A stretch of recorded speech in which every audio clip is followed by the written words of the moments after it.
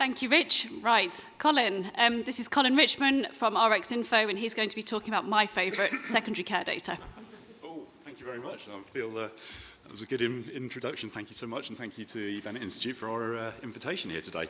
I have to say I'm going to build a lot on what Richard said, and also around John and talking about VTMs and things like that. So I am going to geek you out.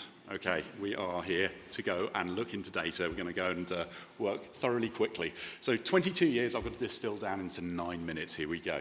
Right, I'm going to start TED Talks and all of these things that you're going to be familiar with, guys. And it's data is the new oil. Yeah, it was Clive Humby, Humby, Tesco Club Card, I'm sure you used it. They made £368 million last year, so they're doing really well around that. And of course, we're very familiar with some real big highlight figures, you know, around Palantir's federated data platform, and also the money that's going to go in to revolutionise or digitise the NHS and adult social care. So some really big numbers in there. Philosophically, I don't like that idea. The whole idea of oil and making money from it. So I like David McCandless, and again, another TED Talk, data is the new soil. Okay, so it will be a little bit of my theme as we go through. I'm going to talk you through the story around that. And I think the point there, the quote that I have in there around data is the silent partner in every business transaction. We can talk here around about health transactions here as well, around that. And it will drive innovation forward. But first, we've got to understand what the hell's going on. So a little bit about us. I'm company director at RX Info. I am a pharmacist. I have been a pharmacist for 33 years. That scares me a little bit. RX Info was founded, we had our 22nd birthday on the 1st of December, so that's been going a little while. We would declare ourselves very much as an NHS-centric organisation. So the work that we've been doing, and at the request of Ben and others, around the secondary care medicines data is part of what we do. We do a whole lot of others. However, the spin-off that comes for secondary care medicines data is huge. So what do our team do? We're only a team of 10. It's actually quite a small operation, which when we actually see what we're doing, we punch way above our weight on here. But we actually extract the data from every hospital. Not the primary care data, which comes from, it does come from your different GP systems, but you're on a standard data set and using the structures of SNOMED and DM+D. Hospitals, dog's breakfast and a half.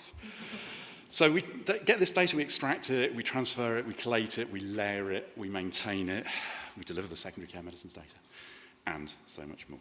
So, right. This slide actually does make sense. The picture is part of my story, okay?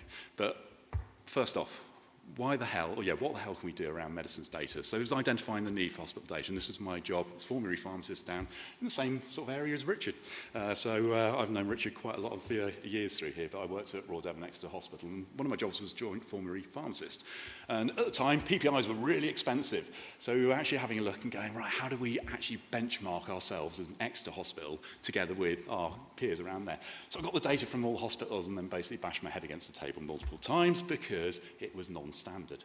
Everything was just calling things slightly different names. So it was like, right, okay, there's probably a need for this. So started to do some research work around this, develop tools and things like that to analyse this data. And we even got an invite to come up to Whitehall. We saw Earl Howe.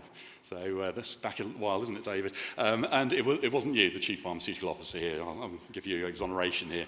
But basically, I made probably what was an ill-advised pitch of why would anyone want to know where £6.5 billion was being spent on medicines. I got patted on the back, shoved out the door, and the rest is history. Actually, just going back to that, my picture of the field, okay, full of rocks. That's basically how I would envisage the data coming from hospital. We talked about data as the new soil. We need to get to the bloody soil. We need to get and actually take those stones out of the soil and make some sense out of it. So, scope of the challenge. Okay, it's big. We've got 400 hospitals. We work across the UK, not just England, but across the UK as well. In the data, who would believe, what are we doing, 24,000 different drug records in VMP level, I think? Somehow that conflates to 5.4 million different ways of calling them. Oh, God. There are 730 data sources of data that we load and transfer data from across 17 different pharmacy systems. Again, we work on the issues data, so the same premise that we come across there. And it is highly disparate raw data. The data we take is going to be issues, but it also, because it's hospital data, we also understand what has been purchased in to hospitals, and we also understand what's held on stock. So these things are hugely important and actually proved to be hugely beneficial, both during Brexit planning, but also during COVID. So this has been a massive journey for us. We load, collate, review, map to the DM plus D, standardly. So actually, if you go back, 2002 is when we started. DM plus D appeared 2002, 2003. So through some luck, I think we landed all of that and being able to pull this data into this standard format. So we do that on a daily basis. So my team of 10 works through this. We're getting this down, basically down to 0 records each day. And here's a fun one for all of you. History can change. So down to quirks of the pharmacy systems, I can geek you out on this later on, but come and see me separately because I don't want to get on that. But just to say that in hospital pharmacy medicine data, the history can change. It's for very good reasons, but it's a bit of a weird thing. So let's have a look at some data descriptions there. In the data set, there are 2,805 variations of amoxicillin 250 milligram capsules. Now we can map all of those to the VMP, the virtual medicinal product, the generic description of drug form and dose. And sometimes we've got a little bit more information on there, like AH farm, we actually know that's a pack, so we can come down to the AMPP. Whee, brilliant. Okay, or at least the AMP on that data. But on top of that, hospital data is horrible because we've got other things in it. You know, we've got chemotherapy. You know, that's actually not a small sum of money. I just did a block of work on that where I looked at the non-standard records for this. These are not DM&D standardized at all. There were 76,182. At least Excel didn't throw back on me, but it was 876.5 million spent on those drug lines in the last 12 months. These are not small sums. Thank you. Okay, so this is our data set collation. Basically, we've taken those stones out of the field. We're building up some foundations now. And those foundations are built up like this. So down to moiety level, the chemical, we can go to 93.6% of the data on there.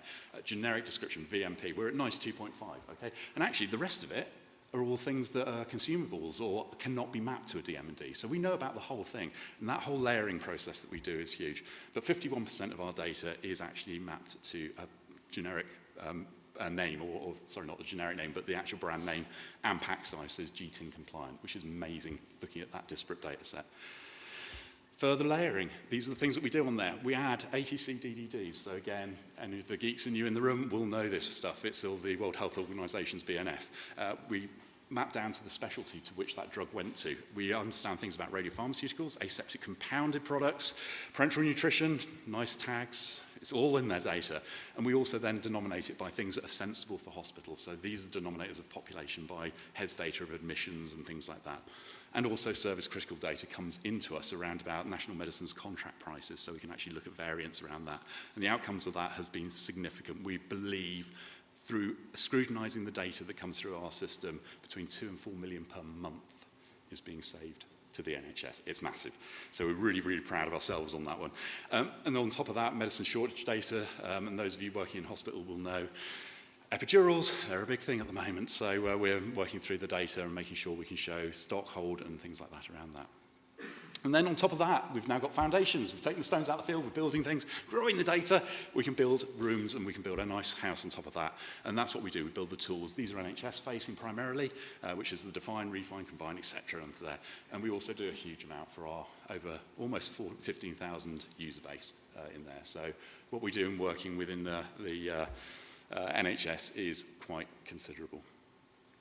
So, what has RxInfo ever done for us? 1 minute, there we go, I've got it on time.